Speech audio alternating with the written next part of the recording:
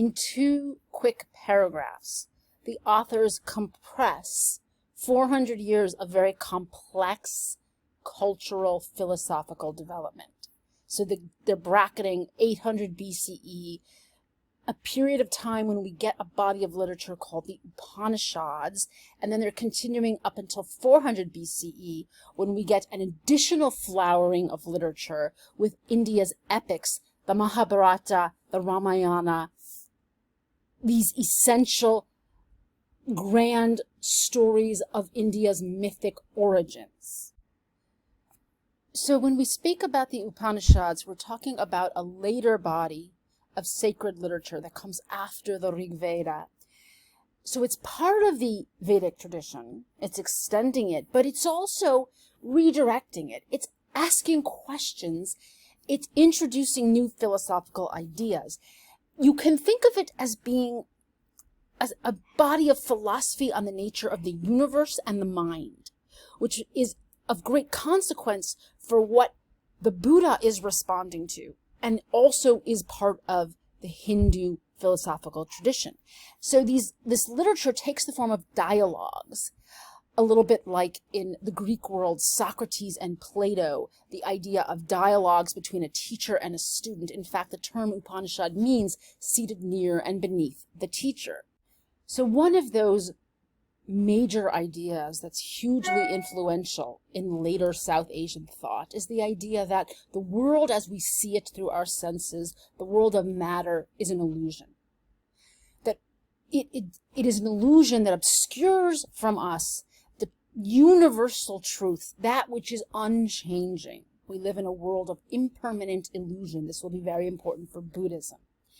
Another concept that has massive ramifications through later history is the idea that the existence that we have on this earth is a cyclical existence.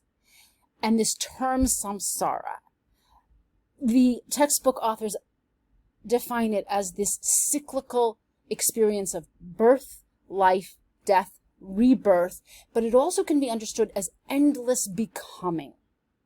One thing is endlessly turning into the next, which deteriorates and then becomes a new thing. And so out of these ideas came a body of inquiry, which was, well, how do we obtain a liberation from this world of becoming where we are trapped in a cycle of birth, life, and death? How do we shed the illusory material world to become one with the eternal truth? So I don't want you to skim over these concepts because they are absolutely essential to what evolves later and shapes both South Asian culture but also East Asian culture as Buddhism spreads throughout Asia.